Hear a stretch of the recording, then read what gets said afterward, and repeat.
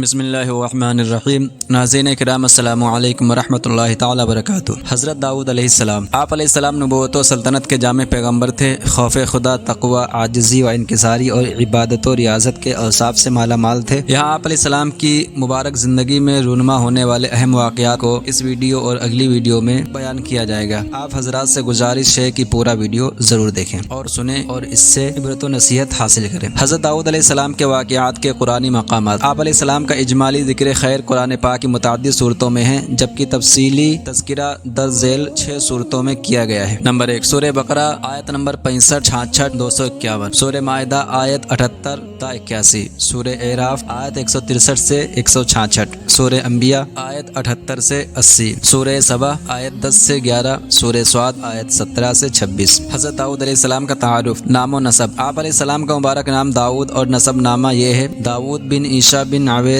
بن عابر بن سلمون بن نحشون بن اوینازب بن ارم بن حسرون بن فارس بن یہودا بن حضرت یعقوب بن حضرت اسحاق بن حضرت ابراہیم علیہ السلام۔ آپ علیہ السلام بہت خوبصورت تھے، چنانچہ آپ کا مبارک حلیہ بیان کرتے ہوئے حضرت کعب رضی اللہ تعالیٰ عنہ فرماتے ہیں: حضرت داؤد علیہ السلام سرخ چہرے، نرم و ملائم بالوں، سفید جسم اور طویل داڑھی والے تھے۔ آواز کی خوبصورتی اور تلاوت زبور۔ جسمانی خوبصورتی کے ساتھ آپ کی آواز بھی بہت دلکش تھی، چنانچہ حضرت عبداللہ بن عباس رضی اللہ تعالیٰ عنہما فرماتے ہیں: اللہ تعالیٰ نے حضرت داؤد علیہ السلام کو ایسی بے مثل اور عمدہ آواز عطا فرمائی جو کسی اور کو نہ دی۔ جب آپ علیہ السلام ترنم کے ساتھ زبور شریف کی تلاوت کرتے تو پرندے ہوا میں ٹھہر کر آپ کی آواز کے ساتھ آواز نکالتے اور تسبیح کے ساتھ تسبیح کرتے۔ اسی طرح پہاڑ بھی صبح و شام آپ علیہ السلام کے ساتھ تسبیح کرتے تھے۔ امام ارزائی رحمۃ اللہ علیہ فرماتے ہیں: جتنی خوبصورت آواز حضرت داؤد علیہ السلام کو عطا کی گئی اتنی کسی اور کو عطا نہ ہوئی۔ جب آپ علیہ السلام زبور شریف کی تلاوت کرتے تو پرندے اور جنگلی جانور آپ علیہ السلام کے ارد گرد جمع ہو جاتے اور تلاوت سننے میں اس قدر مگن ہوتے کہ انہیں کھانے پینے کا کچھ ہوش نہ رہتا، یہاں تک کہ ان میں سے بعض کی بھوک پیاس سے جان چلی جاتی تھی۔ حضرت وہب بن منبر رحمۃ اللہ علیہ فرماتے ہیں: جو بھی آپ علیہ السلام کی آواز سنتا وہ جھومنے لگتا تھا۔ آپ علیہ السلام جیسی سریلی آواز سے زبور شریف کی تلاوت کرتے ویسی آواز کبھی کسی کان نے نہ سنی تھی۔ آپ علیہ السلام کی ترنم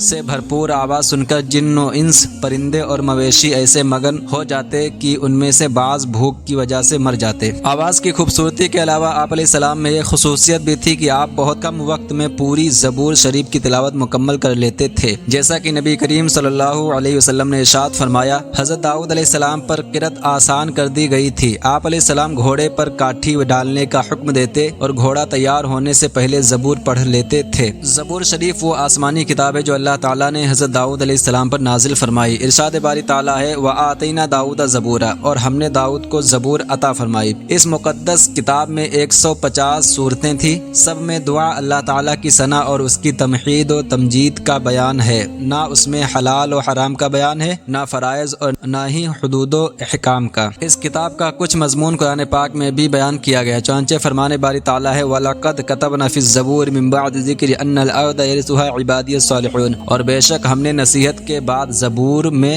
لکھ دیا کہ اس زمین کے وارث میرے نیک بندے ہوں گے۔ اس آیت میں جس زمین کا تذکرہ ہے اس سے ایک قول کے مطابق مراد جنت کی زمین ہے جس کے وارث اللہ تعالیٰ کے نیک بندے ہوں گے، جبکہ حضرت عبداللہ بن عباس اللہ تعالیٰ عنہما فرماتے ہیں اس سے کفار کی زمینیں مراد ہیں جنہیں مسلمان فتح کریں گے۔ ایک قول یہ بھی ہے کہ اس سے شام کی زمین مراد ہے جس کے وارث اللہ تعالیٰ کے وہ نیک بندے ہوں گے جو اس وقت شام میں رہنے والوں کے بعد آئیں گے۔ یہاں حضرت داؤد علیہ السلام کی طرف کی جانے والی 3 عادت وہی ملاحظہ ہوں۔ نمبر 1، نبی کریم صلی اللہ علیہ وسلم نے ارشاد فرمایا: اللہ تعالیٰ نے حضرت داؤد علیہ السلام کی طرف وحی بھیجی: اے داؤد علیہ السلام، گناہگاروں کو خوشخبری دے دو اور صدیقین کو ڈر سناؤ۔ حضرت داؤد علیہ السلام کو اس بات پر بڑا تعجب ہوا تو انہوں نے عرض کی: یا رب عز و جل، میں گناہگاروں کو کیا خوشخبری دوں اور صدیقین کو کیا ڈر سناؤں؟ ارشاد فرمایا: اے داؤد، گناہگاروں کو یہ خوشخبری سنا دو کہ کوئی گناہ میری بخشش سے بڑا نہیں، اور صدیقین کو اس بات کا ڈر سناؤ کہ وہ اپنے نیک اعمال پر خوش نہ نہ ہو کہ میں نے جس سے بھی اپنی نعمتوں کا حساب لیا وہ تباہ و برباد ہو جائے گا۔ اے داؤد، اگر تو مجھ سے محبت کرنا چاہتا ہے تو دنیا کی محبت اپنے دل سے نکال دے، کیونکہ میری اور دنیا کی محبت ایک دل میں جمع نہیں ہو سکتی۔ اے داؤد، جو مجھ سے محبت کرتا ہے وہ رات کو اس وقت نماز میں کھڑا ہوتا ہے جب لوگ سو رہے ہوتے ہیں، وہ اس وقت تنہائی میں مجھے یاد کرتا ہے جب غافل لوگ میرے ذکر سے غفلت میں پڑ جاتے ہیں، وہ اس وقت میری نعمت پر شکر ادا کرتا ہے جب بھولنے والے مجھے بھلا بیٹھتے ہیں۔ نمبر 2، حضرت عبداللہ بن حارث رضی اللہ تعالیٰ عنہ سے مروی ہے کہ اللہ تعالیٰ نے حضرت داؤد علیہ السلام کی طرف وحی فرمائی، اے داؤد، مجھ سے اور میرے بندوں سے محبت کرو اور میرے بندوں کے دل میں میرے لیے محبت پیدا کرو۔ حضرت داؤد علیہ السلام نے عرض کی، اے میرے رب، میں تجھ سے محبت رکھتا ہوں اور ہر اس شخص سے بھی محبت رکھتا ہوں جو تجھ سے محبت رکھتا ہے، لیکن میں تجھے کیسے تیرے بندوں کا محبوب بنا دوں؟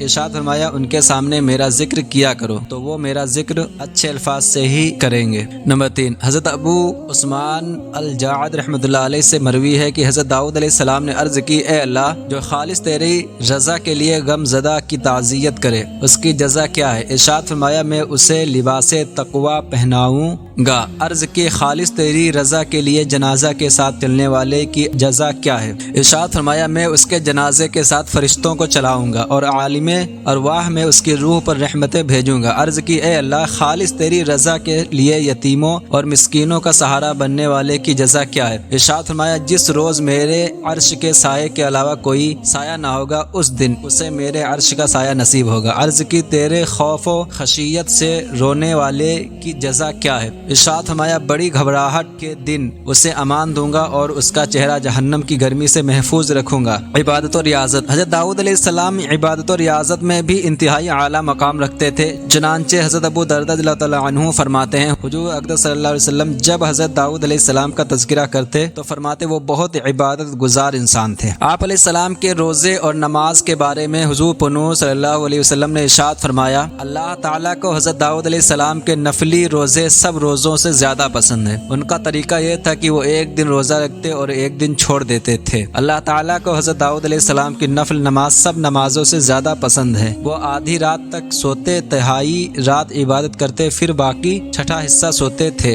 حضرت داؤد علیہ السلام اپنے اہل خانہ کو بھی مشغول عبادت رکھا کرتے تھے، چنانچہ حضرت ثابت بنانی رحمۃ اللہ علیہ کہتے ہیں، ہمیں حضرت داؤد علیہ السلام کے بارے میں خبر پہنچی ہے کہ آپ نے نماز کو اپنے اہل و عیال پر یوں تقسیم کر رکھا تھا کہ دن اور رات کے ہر حصے میں آپ علیہ السلام کے گھرانے کا کوئی نہ کوئی فرد مشغول عبادت ہوتا۔ سبحان اللہ، کیا خوبصورت انداز زندگی ہے کہ دن رات کا کوئی حصہ ایسا نہ ہو جس میں گھر میں عبادت نہ ہو رہی ہو۔